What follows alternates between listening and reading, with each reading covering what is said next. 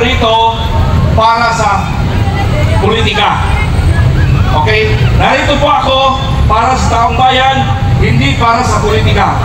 At para sa taong bayan na inaabuso ng ating nasa otoridad. Kami pong bagong tubong organisasyon Pilipino. Naku, ito na. Isang variety. Guerrilla Forces. Kami po ang nagbuo ng Guerrilla Forces. Ihanda natin ang bayan sa anumang sakuna sa ating bayan na mangyayari. Pilipino Guerrilla Forces. Ako po ang founder. Sino po ang nakakilala kay Captain Dado? Okay, kung kilala niyo si Captain Dado, siya ang kauna-unahang nag-withdraw ng suporta sa Pangulong Marcos Jr. at sinundan ni General Macanas at sinundan ko. Para sa kalaman ng lahat, mga kababayan ko, Mga retired general, mga babae. bago mag-eleksyon, sumuporta ako kay Pangulong Duterte, sa dating Pangulo natin, sa kay Pangulong Marcos. Bago mag-eleksyon, tumulong ako sa kampanya at nagbuo ako ng higit kumulang 6 milyong Pilipino para tumulong sa ating Pangulong Marcos Jr. na inaakala namin na magbabago ang ating bansa. Magbabago ba ang bansa? Hindi na! Magbabago ang bansa? Hindi nangyayari, kaya narito ako ngayon nagsasalita sa harapan nyo. Na ang inaasahan namin ay hindi nangyari.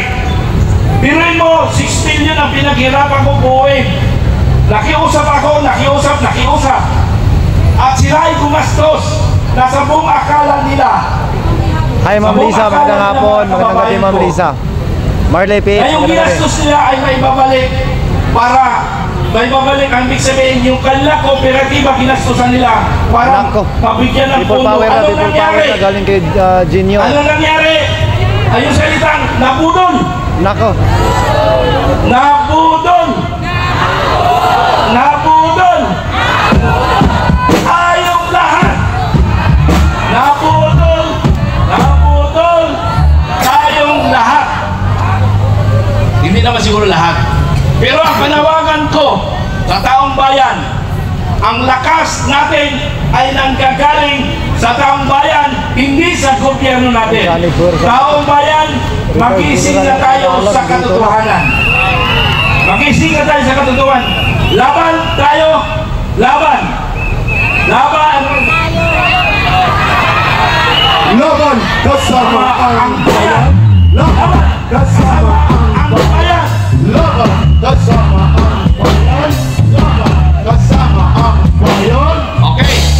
Ituloy ko medyo isasalays ko lang mga kaibigan paano nangyari na bakit ako narito. Siguro lahat sa atin dito ay bumoto sa ating Pangulong Marcos Jr. Alam natin yan dahil nakatikit siya, nakatanin siya kay Vice Duterte. Pero anong nangyari? Hindi natupad yung ating pangarap na magbago ang Pilipinas. For sure, mga kadidis. Alam niyo mga kaibigan, kaya ako narito hindi sa politika kung hindi abuso ng nangyari sa Davao City sa KOGC. KOGC, inaabuso ng ating Ma'am Joy, salamat. kapulisan. Pero hindi ko generalize ang mga kapulisan. Ma'am Lota, yung lamang salamat. na-assign sa KOGC. Na ito ang pinapaliwanag ko, marami kasi akong kanibate. Ang sinasabi nila, alam ko na encounter natin lahat ito. Nako. Ang sinasabi, pinapatupad nila ang batas. Nako. Dapat lang ipatupad ang batas. Ang Nako. sagot ko naman, wala akong question sa pagpapatupad Paano ngayon ng yan? batas. Hindi lang pinapatupad yung batas. Pero, ang hindi nyo nakikita, yung abusong nangyari. Nako. May abuso bang nangyayari? Mayroon. Kita ang abuso. Kita ang abuso na kung saan may 3 namatay, maraming nasugatan, maraming nasaktan. Hindi ba abuso yun? At pag-abuso sa paniniwala sa ating religion sa KOGC. Kung sakaling mangyari sa inyong religion, ano ang reaksyon nyo? Ha? Laban kasama ang bayan! Laban kasama ang bayan! Laban kasama ang bayan! Laban kasama ang bayan! Okay. Mga kasama, sana manawagan ako sa lahat ng mga taong bayan. Kasama ko na mga naka-uniforme. Alam nyo sa mga kasama, ikwento ko lang yan yung adik ng presidente. Ang aking membro sa Filipino Guerrilla Forces, Naku, kung dami. Pilipinas nakakalat na kami, hinahanda na namin kung ano ang mangyari sa ating bansa. Ito na. Kaya kami nakialam Ito na, dito sa nakahanda problema na. ito. Tapos Nakikita na namin yung ang bangam. abuso. So, buong bansa, Retired General po yan, mayroon na mga kami babayan. commanders, Filipino Ng Guerrilla sundalo. Forces. At nakalanag ng mga tawanan. Ina-advertise ko yan para malaman nyo na Handa na. Filipino Guerrilla Naku, Forces, kasama na itong mga yan trolls ay dito. tutulong sa lahat ng Pilipino Kasama na itong na mga trolls. inaabuso. Yun po ang isang layunin namin na Tapos Pilipino na inaabuso yung mga katulad ng KOGC. Ma'am Siama Sibel, mga Ako, kalipo. gusto kong pumunta sa KOGC, tingnan ko ang pamunuan ko rin doon. Nako, Sa pagsasalita sa KOGC, nako. Yan. payag pa kayo! Nako, Payag pa kayo! nako. Okay. Nanawagan ako sa kapwa ko, mga officer of the armed forces at sa Philippine National Police. Ang FDA po, nagsama-sama ang Marcos Duterte, yung isa pa na Vice President, at saka NPA, Nako, MNLF, Nako. Apo Sayap, lahat basta Nako. ipaglaban ang ating bayan. tapos. Lahat ay welcome sa aming grupo FDF basta Nako. Pilipino. Laban sa mga tiwali Nako. na nasa gobyerno. Laban kasama ang bayan. Narinig niyo yun? Narinig niyo yung mga troll? Bayan. Kasama kayo ng DIMF, narinig niyo yun? Tapos kayo ngayon. Mga kasama, ito, katotohanan po ito. Kinakailangan mamamasyal ako sa Davao City. Nako, Kung hindi eto nyo na. ikatanong, ang aking mga kapatid, Oh, salamat sir sa pagtulong. Tagum City, Wala na. ako lang ang nasa Luzon. Ang city engineer dati Sinabi ng na po Davao ng City ay kamag-anak retired ko, Engineer general ng Mitran. sundalo natin. Ito si sir.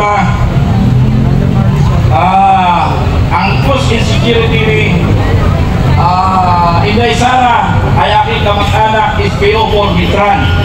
Okay, kami dito sa grupo na ito, sama-sama kami. Maraming pulis sa amin na nagkukondina sa nangyari sa Davao City. Ano po? Ma'am Lolet. Nagkukondina sila. Sila mismo nangunguna. Ang masaklat nito mga kababayan ko, I'm sorry to say this, sabi ng mga kapwa kapulisan na mga retired, nasa amin ang lahat ang Nako. mga sindikato. Nako. Totoo ba Nako yun? po. Laban! Kasama ang bayan! Nangyari na. Laban! Ito na ang mangyayari mga babayan.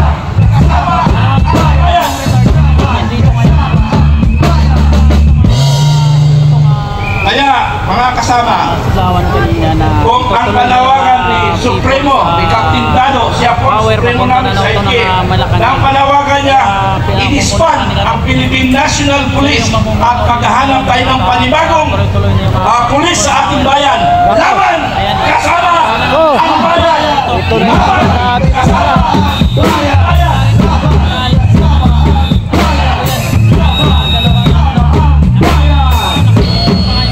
Natawa yan yung presidente ng adik ko yan o. Presidente ng adik ko yan o. Kaibigan, Parang natawa yung presidente ng adik.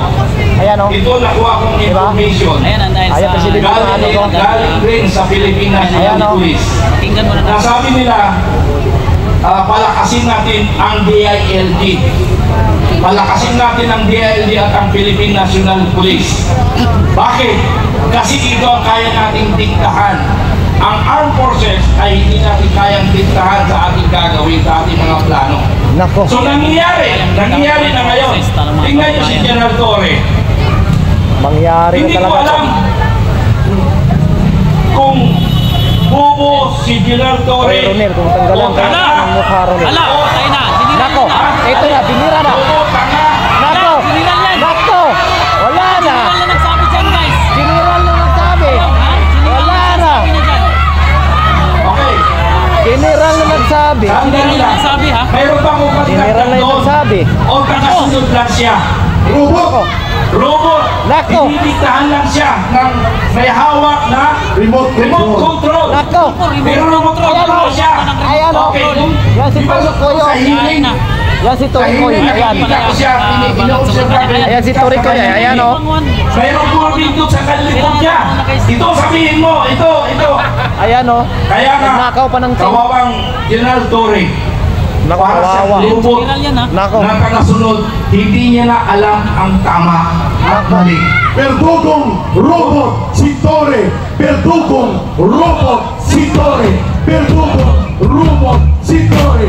Verdugong robot si Torre. Ayan, at sila na daw mismo mabawa. Alam niyo, General, alam niyo mga kababayan, Ano to? General na to. Bugok yan ilang si beses Ruel. ko nang Bugok yan hinamon si si Ruel. General Bugok yan. Torre. Ako hinaamon.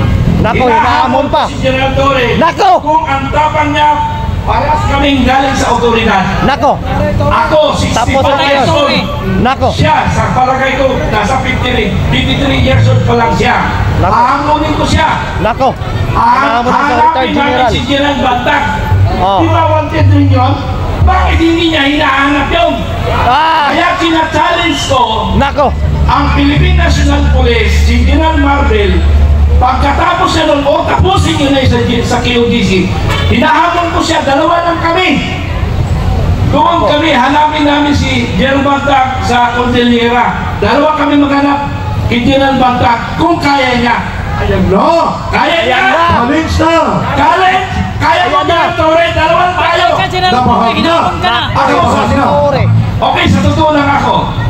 Nung ako yung mga tingin ni Kapitan, kahit dalawa lang kami na lalakad sa kamundukan, Ito. kaya ko yun.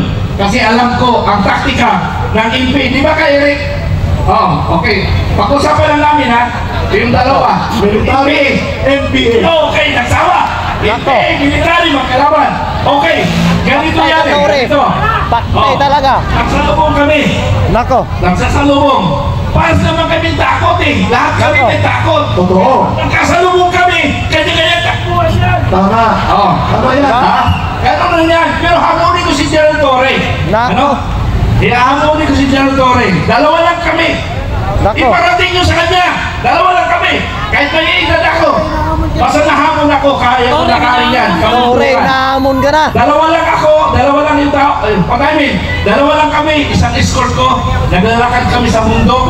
Sabi ko, instruction mo sa tao ko, kung sakali mapalaban tayo sa rebelde, kung sino na-engage at hindi mo makayan at hindi tayo magdikit, ang gagawin natin, run for your life, saan tayo tatakbo? Saan malapit na kampo, doon tayo tumakbo. Yun ang taktika ko. Kasi pag gumamit ako ng maraming pwersa, ayaw ko yung tao ko babawasan ko at magdinilikado sila. Di bali na akong commander, ako magharap sa panganib. But because I am the Grabe, ang commander. lupit pala nito. Okay. Ang lupit pala nito, Tingnan mga nyo, babae. hinahamon ko si General Torre. Hindi pala Ha? nakabasa itong Hinahamon natin Ayan.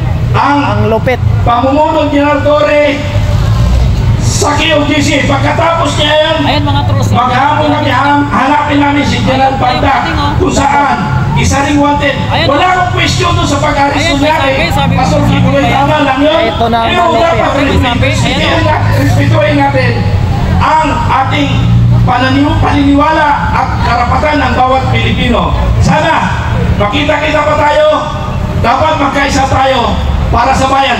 Laban kasama ang bayan! Laban kasama ang bayan! Okay, maraming salamat! Magbabalik ka pa. Ganyan, Mitra. Tingin na ito. Araw-araw ay libre pong pumunta dito ang mga retired generals, retired Grabe, ang colonel, Pilipino, mga at kababayan. pati ang mga aktibo na officers ng AFP at PNP. Grabe yung hamon. Maraming salamat muli Ang lupit. sa Filipino Guerrilla Forces ang banggit ni Colonel Mitran. Nako. Gamitin mo, Tore, Marbil, Marcos at Abalos ang inyong puwersa at tapang sa totoong kalaban ng gobyerno, ang mga terorista at totoong kriminal, hindi ang mga sibilyan, kabataan, kababaihan at mga missionary and church workers. Yan ay hindi katapangan, yan ay kaduwagan at katarantaduhan. Tore Rizza! Tore Rizza! Tore Rizza! Tore Rizza! Tore Rizza! Ayun, Mother Franco. Yes, May mga sa kasama mga tayo. sasaling ito, mga kababayan, meron isa sa atin galing Canada pa ito, kung di ako nagkakamali. Uy, galing ka na daw. Nag-travel pa siya mula Canada para ipakita kung gaano niya kamahal ang ating bansang Pilipinas. Ayun.